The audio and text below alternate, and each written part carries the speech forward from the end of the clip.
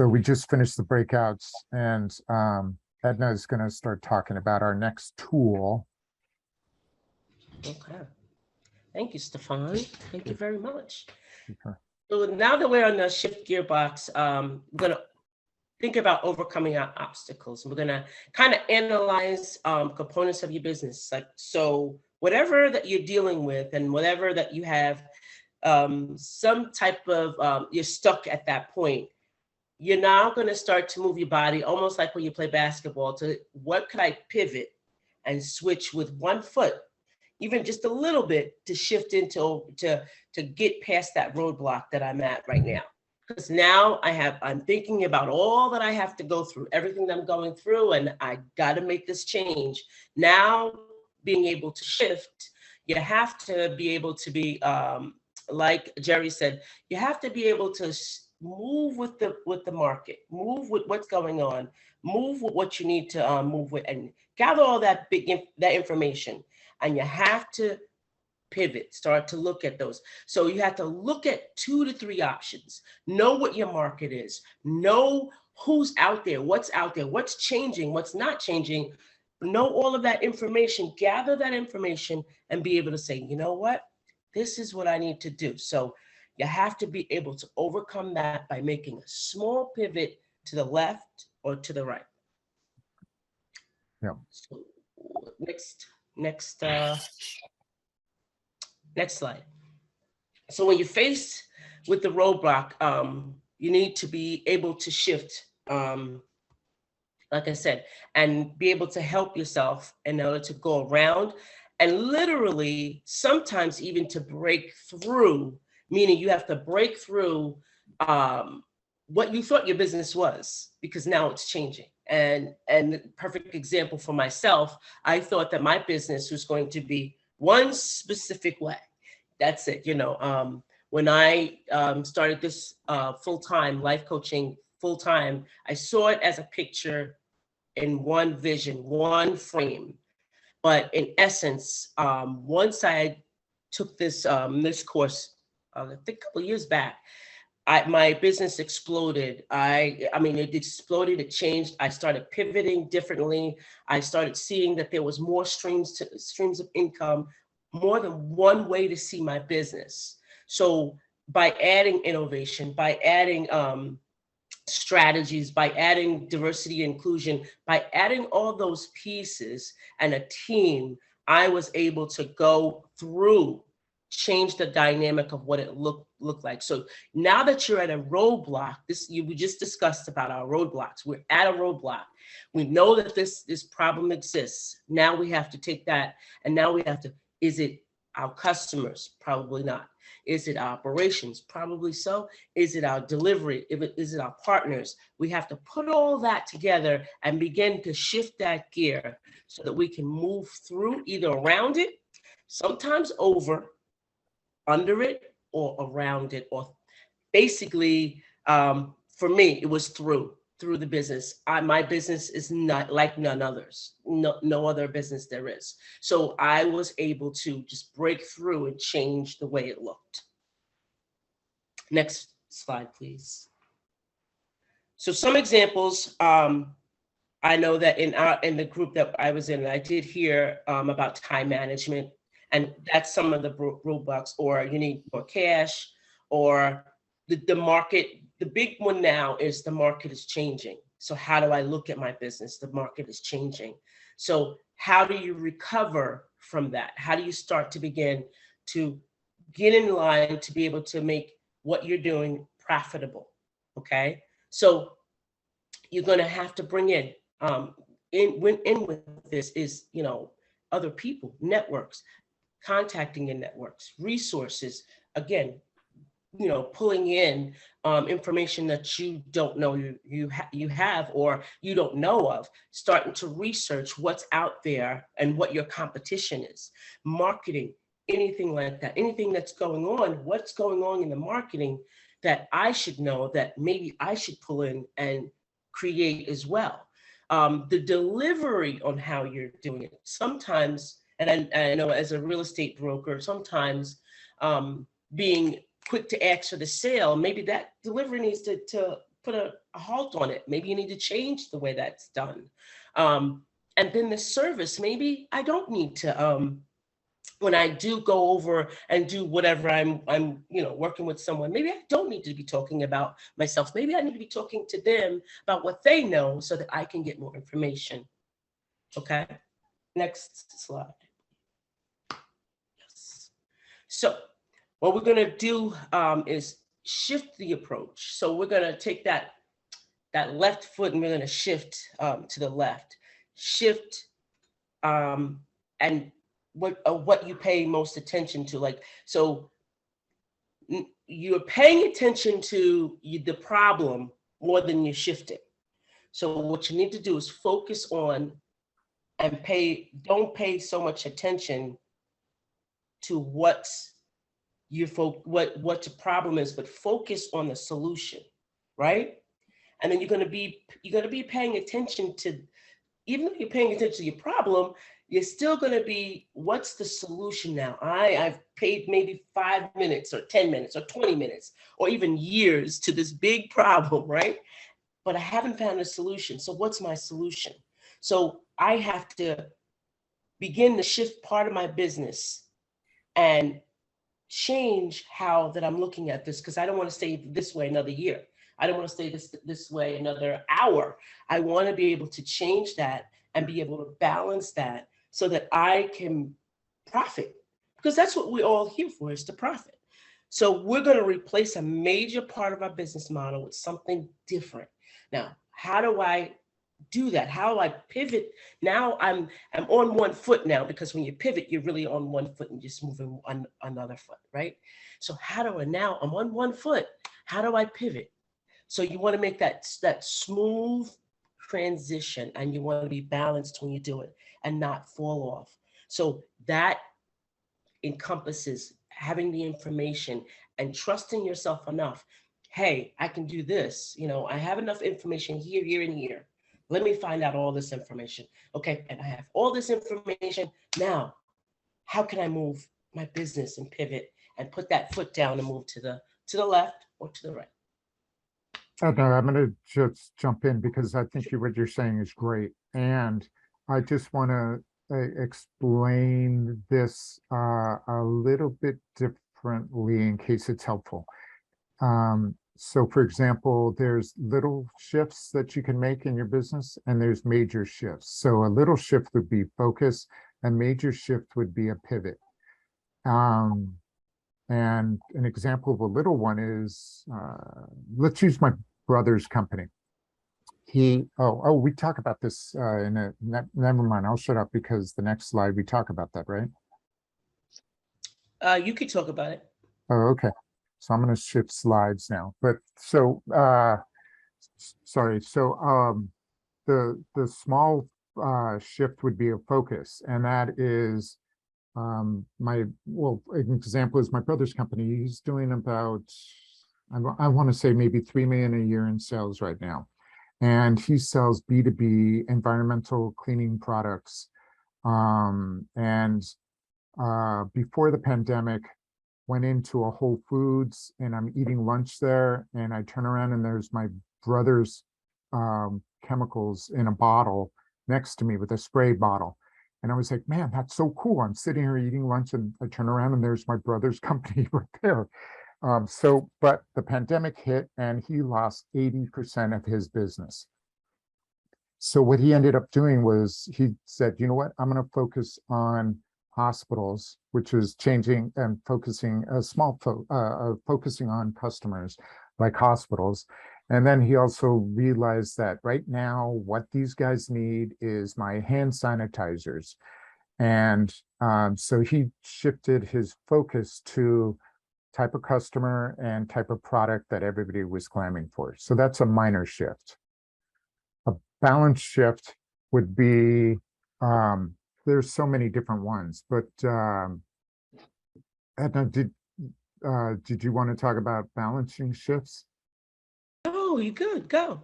I got you. Okay. So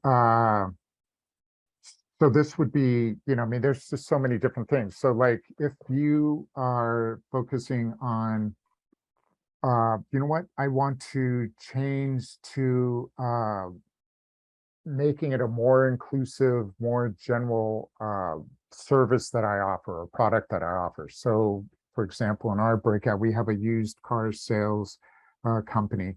And okay, so maybe a balance shift would be focusing more on uh, if the customer is really wanting, and she was talking about detailing. So if maybe I'm going to include in my product line detailing of the car. So you buy my car, I'll include detailing or whatever.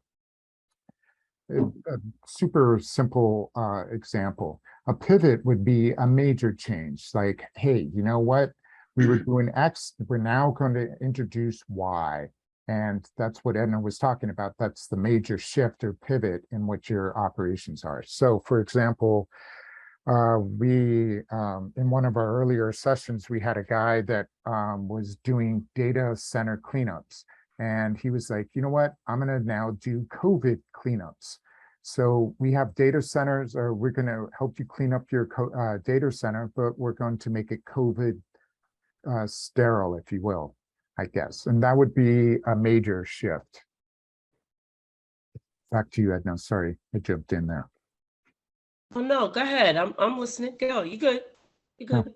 okay, And cool. So those are examples of finish it shifts. out. Yeah. No, I'm done. So I'll change the slide and back to the gearbox and how that might work for you guys. Edna? Is this mine or Tom's? Oh, Maybe Tom.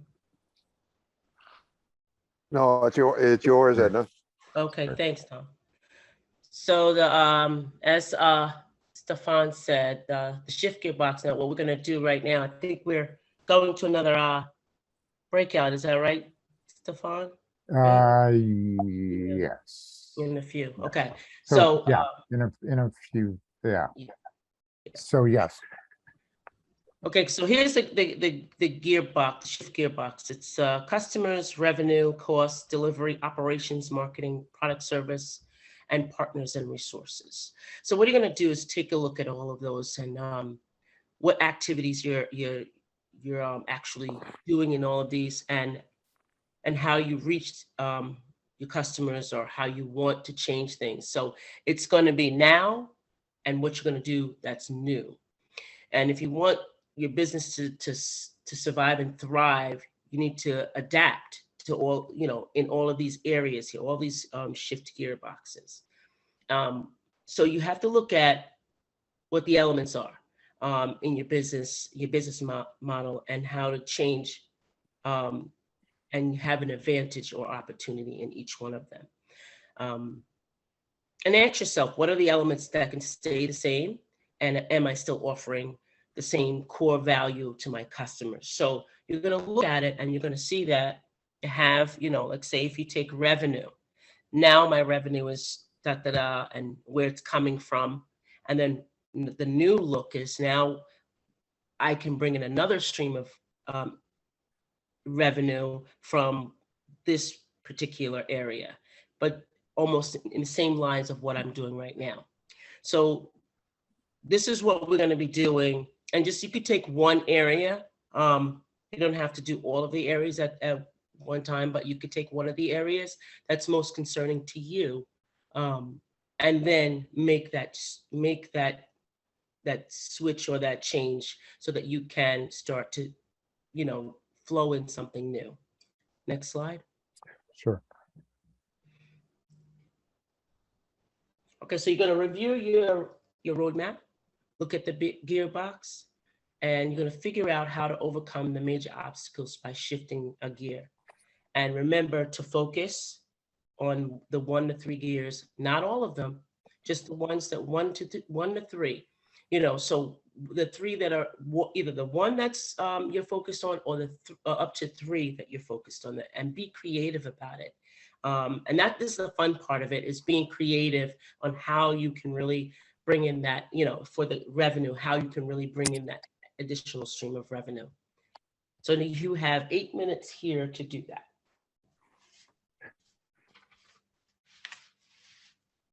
You can begin.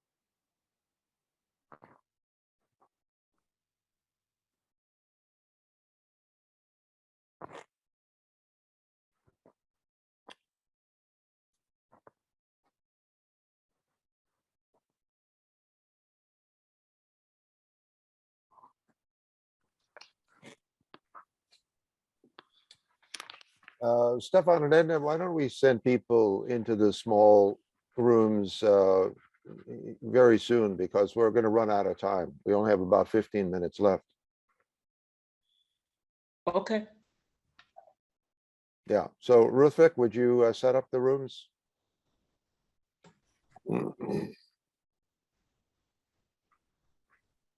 Yeah, for sure. Give me a second. Great, thanks. I think we took a little too much time in the first group. Mhm.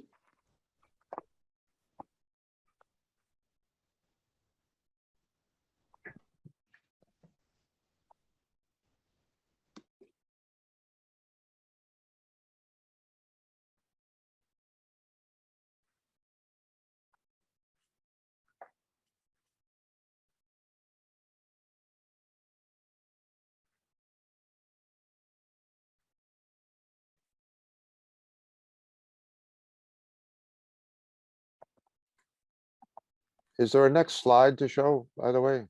Talk about the group discussion. Yeah, this one. Right. Sorry.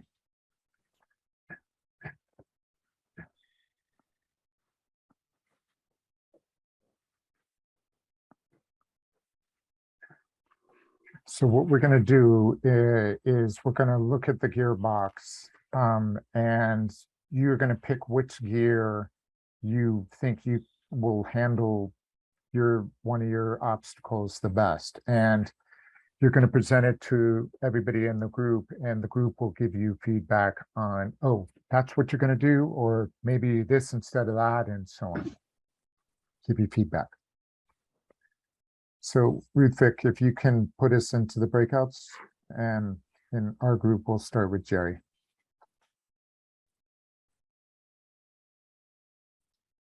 On a product service idea, there's sort of a byproduct of one of my research projects. So I have to do a lot of, this is going to sound strange, I have to do a lot of background research for a particular research project of mine. And that background research could be repurposed into white papers. My two strategic alliances, in particular, one who is a nonprofit that does advocacy in the women's entrepreneurship space and has an educational institute. So the idea would be to do white papers. But the first white paper would be based on the byproduct of this other project, because I'm doing it as a minimum viable product. I don't have, the extra money to pay to have this done. So it's repurposing sort of existing stuff on, it's probably going to be on financing or another similar topic, and seeing if we can sell it to large corporations who would want to do it for branding purposes. So the types of white papers they would be are, think of what like McKinsey puts out. They do these short briefs on, various topics, and we would put these briefs out. The advocacy group works with 600 coalition partners who are, work in the small business space. So we can have immediate distribution. We can distribute it, via, doing a webinar and sharing it on a webinar. But we would have something to show corporations to entice them into, paying for it as a branding opportunity. Got it. So, so you're developing I'm asking a dumb question, maybe. You're developing a product or service before you have your customer lined up. In other words, you're going to build the customer. You're going to build the product, and then you're going to find a buyer for it. Yeah, because we can build it relatively low cost. And we have to figure it out. So it can be part of an existing build to part of an existing project, which we're not going to tell our customer that. And there will be some costs. So it's figuring out how to pay for that and I don't know if it'll be a couple $1,000s or whatever, but for the sake of argument, let's say it's a couple $1,000s of cost involved, is, just covering that cost. And that has to be a shared expense between, the three partners on this. Got it. So, what do you guys think?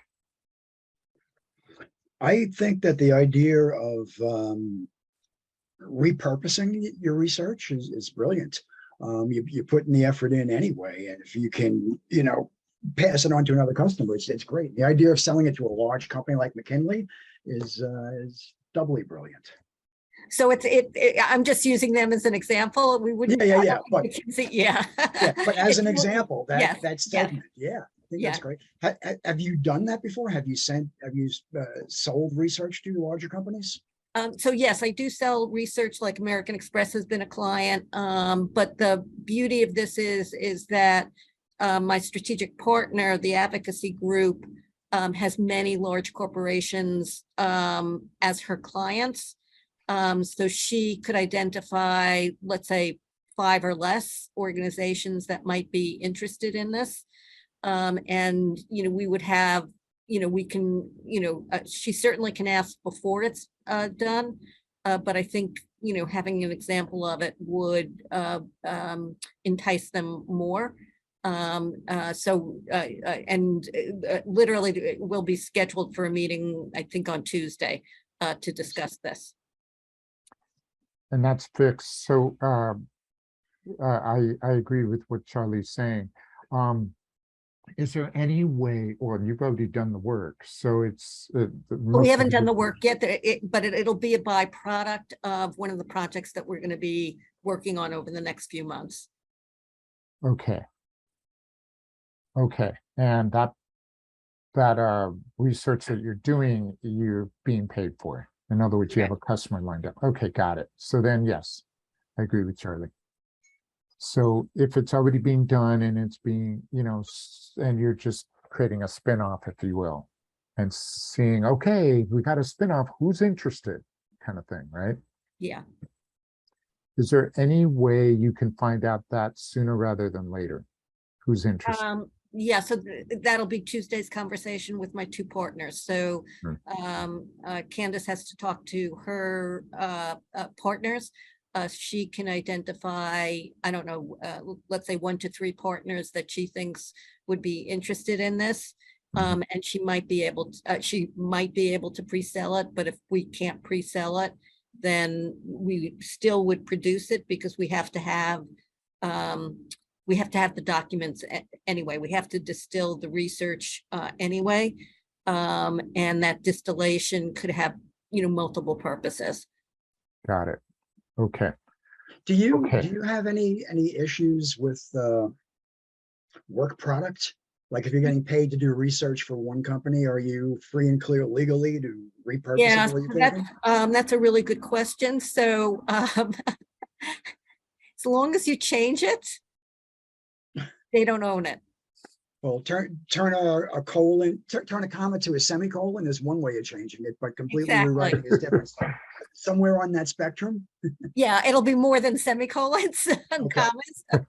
Okay. But you would not recognize the two. So my client who's paying would not recognize the byproduct and understand that, like, we're repurposing it. Would the client know or not know? No, Okay. It would be totally invisible. And I don't think we want to sell it to that client. I think we want to expand beyond that client. So part of that reason is that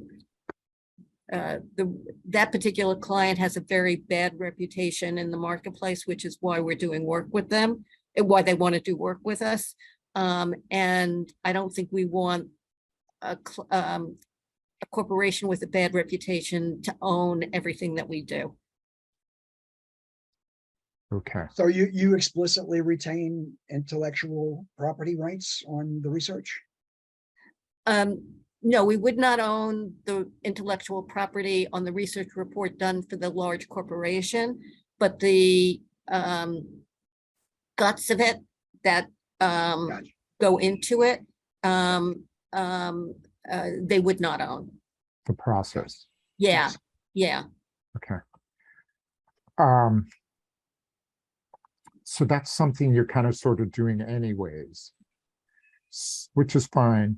I would love to see, maybe not now, but start having you think about a dramatic shift, like a pivot. Like, okay, we're doing X, let's keep doing that, but let's introduce this brand new thing over here. That's what I And love to yeah, see. so I do have, so my research partner has developed a platform. So the bigger pivot has to do with that platform, which it's an assessment tool that small businesses could use to understand what their financing needs are. And then we would point them in the direction based on, the assessment tool to the types of financing that would be appropriate for them. Mhm. And could also, as part of that, have educational resources. So rather than creating content ourselves, we could partner with SBA Women's Business Centers, the SBDCs, and offer their training on the platform. Good. So I would love for you to put that together. I would love, I mean, I know you for a while. I would love to see you do that. Yeah, so that's right the up your harder alley. one. So that's where real costs come in. Yeah. And, can we find a big enough organization or nonprofit or foundation? Well, there's A lot of- definitely ways to do that without money up front. Yeah, A huge amount of money up front. yeah. But so out of those 8 cogs, if you will, or shift gears in the gearbox, the partnerships would be huge for you. Yeah, so Okay. partnerships, so I've now sort of repositioned myself, just because I'm doing a lot of work with construction firms right now. And I now view myself as a general contractor, just Okay. because well, Stefan knows this, I know everybody. So my ability to put teams together, interesting teams is really good. Perfect. And, which is what I did in this particular case. Okay, sounds great. We're gonna let's force this. Sorry we didn't get to you guys. I'm gonna close the rooms and because I to work on opportunities with them, how to enhancing their lives and how to get better opportunities for them. Okay, well, that's, I think that's a pretty interesting pivot. That's not just a little shift. That's a real pivot of your business. That's changing the whole model of your business. Mhm. Yeah, so it's really a major change of the business. So I don't know if anyone has any questions. I want to make sure we don't have a whole lot of time right now. So this is really the beginning of our discussions of using the shift gearbox. But I think this is it's a creative opportunity for you. And if I might also just add something to that, because I see this myself, that the challenges in the China-US, the sort of political relationship, actually create opportunity for someone like you, because there will remain an interest and a hunger in making connections at the people-to-people and business-to-business level. No matter what gets said, and if there start to be restrictions at the governmental level, there will still be the interest in people doing business. And therefore, there will be maybe more hunger from individuals to, learn English or get, software opportunities, because it's going to be a little bit more restricted. So the need Mhm. for channels like what you're talking about will increase, I predict. Thank you. Yeah. Thank you for the call. So it's easy to say that, but I mean, I see it myself. Even this Mhm. program we have with Chinese students and American students, we had a very big increase in applications from the Chinese school to participate in this program, which I think is because Chinese students and their parents are also saying, well, we want to make sure there's an opportunity for this kind of connection while it's still open. Mhm. Any comments from anyone else to what Angela is saying or questions?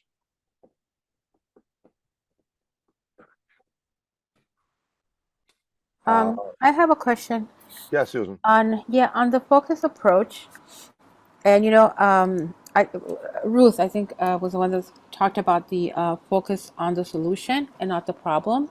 Yeah. So our company right now is facing a challenge with a situation that's really, really hitting our financials hard, and we've done everything that we could do to at our end to solve to what we needed to do, but we find ourselves in this situation where that we're waiting. It's not up to us now. It's just a waiting game, and we're waiting, and it's a waiting period, and due to the system. So sometimes I feel that it doesn't only take the financial time away from us, but it also takes a lot of focus from us too. Mhm. Because it's a continuing, following up, and then of course, we get emotional and we get upset about it, and because it does, it's upsetting. It's a very, very, especially because the finances are being affected, and it's not easy. So what do you do to say like shipping? How much? I mean, it's not like we give it a lot of time, but we do have to give it time too. But I just want to be able to get away from, and we've already found all the solutions I feel that we needed to do. What would you suggest that as far as the actual time that we would give that, or even just having a different approach about it? I don't know, something that can help us sort of take those steps forward, if you A good question. yeah, if you know what I mean. I kind of explain. Yeah, if you know what I mean. And it's not only this, but sometimes other we're in a similar situations with other things, but it's not really not. It's a waiting period now. It's a system. We're waiting on dates. We're waiting on people to do things. Right. Yeah. No, I mean, and this is really it's a very difficult question, a very important question. I'm glad you brought it up, and yet it's a very difficult one to answer with a quick do this, because it is you're sort of stuck in the waiting game. I mean, you sort of can't entirely withdraw. You have to. Mm-hmm. You're involved in these relationships, and the relationships have financial repercussions, etc. I mean, the simplest quick answer I have touches on something you brought up, which Mm-hmm. is that of the emotional involvement Mm-hmm. with it, which is to say that the less attachment that you can have to that emotional side, the better, because it is kind of a no-win situation. Mm-hmm. So that the more that you allow yourself to get drawn into a regretful sense of involvement with it, the Mm-hmm. worse it becomes for you. I mean, and it's kind of like you have to, you have to, go through certain motions with it, and and you're involved for a period of time in these financial relationships, but you don't have to care as much, if you will. And as I know that's easy to say, but Yeah. that is a part of the solution, is to sort of distance yourself a little bit from the pain of it, so that you can have your ability to develop the other part of your business. I hope I'm being clear. And again, I'm Yes. trying to leave room for other discussion. I want Of to hear course. also from Please. Sean and Jeff. Mm-hmm. So this is something to think about and maybe talk separately about how to do that. But I wanted to give you some answer that is probably not fully satisfactory, but No, but thank hopefully you. It's a great. hopefully Thank you get to grasp what I'm driving at. Yeah. That's a great. No, that's definitely great advice to take it. Yeah. Don't All get right. too Yeah. emotional on it. Mm-hmm. Yeah. No, well, I mean, it's what you have to do in some sense, because you can't get dragged out. Pivot has to do with that platform, which it's an assessment tool that small businesses could use to understand what their financing needs are. Taking a look at this sort of gearbox way of looking at your business. So I mean, obviously the issue of staffing is involved in the operations side. You know, hope that was because it's not spelled out in what it is, but what was your take when you take a look at that? Did you come up with any ideas in that first look at it?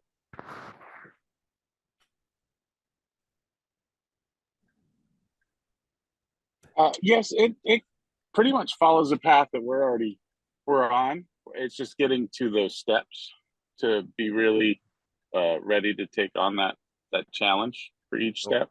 Okay. Yeah, like I said, it seemed logical and definitely a path that we are on. Just getting to the right point to implement each step is where we need to be. Okay. So what could get you on to the point? Is there something that could speed that forward in some way? I mean, is there something else that's part that would free you up to get to that point?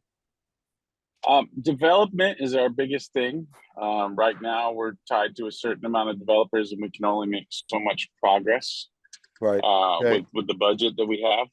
So again, you know, capital's reoccurring thing. The more we have, the more we can double our efforts and grow.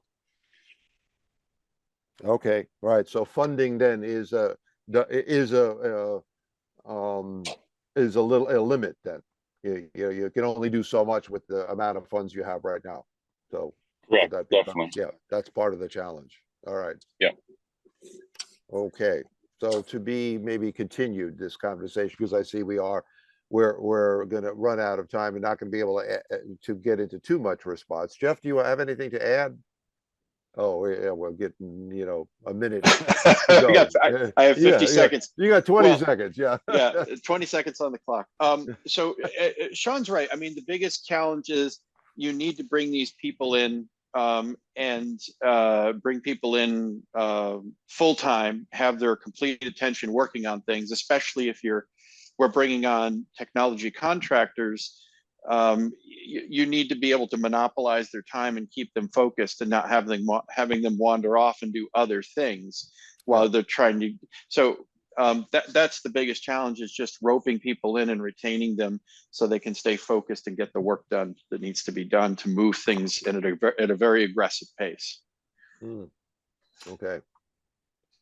All right. So again, to be further discussed, to think about is if there's any way to accelerate the process, but because I don't know how. Looking at these slides. Looks like we're all back. Yeah. All right, here we are back in the room. All right. And I'm gonna expand it. Okay. All right. So great. All right. So we've come to the end of day one, and great to have you with us. We'll see where the other folks are, and hopefully more of them will join next time. So we have a bit of homework. We want you to do a little more work on this, on the gearbox. Look at all of the obstacles that you identified, and on the basis of that, determine what are the 2 or 3 areas that you might work on over the course of the rest of the workshop, but then also over the course of the next 3 months in further developing your business, and be ready to present briefly about this at the next session. But I also, did you put a next slide in there, Stefan? I think I did. I should have. Let's see if it's there. All right. So in addition to looking at how to shift your business on the basis of your own obstacles, we want to add a couple of different approaches, which we found very useful. We put this into the workshop last time around. I love you. Have a wonderful day. Okay. See you, Sean. So we're going to also. Oh, sorry. My apologies. I say bye to my daughter. All right. Okay. So we're going to have some short bits presented about looking at these 3 areas, about how these can add a potential shift to your business, which is to look at innovation, which you may already be doing, at sustainability, because there's a big thrust in the world these days on sustainable business practice and on building sustainable products and services, and on the area of diversity, equity, and inclusion. So we're going to have some short content presentations about those, and then spend a little time thinking about how they might fit into how your business operates. So in addition to what you already have in your own sphere, your own obstacles, we're going to give you some additional thoughts that might stimulate new thinking. So we all have to go. And so we'll send you the slides, so you'll never have to really take a lot of notes, because you'll always get the slides afterwards. Remember the homework, and we'll remind you with the link and everything about next week's session. Great to see you all, and have a good week. So long. Yep. Take care, guys. Thank Thank you, Tom. Appreciate it. All right, see ya. Bye. Bye now.